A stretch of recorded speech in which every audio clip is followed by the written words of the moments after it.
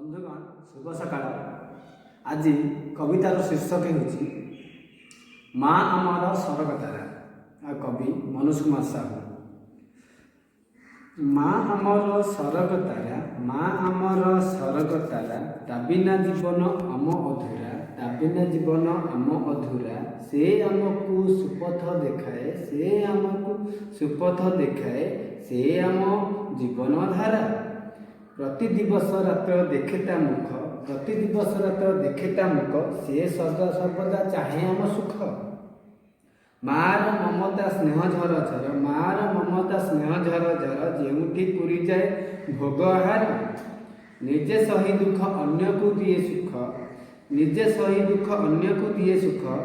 स्नेह ममता करि दिए तुच्छ, स्नेह ममता करि दिए तुच्छ।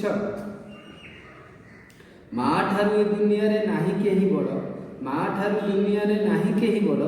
ता पाखरे थाए सभिए कष्टतर, ता स्नेह ममतार बांधी, ता स्नेह ममतार बांधी दे भूली जाऊ जीवनर सबु दुख। ता स्नेह ममतार बांधी दे भूली जाऊ आम सबु दुख।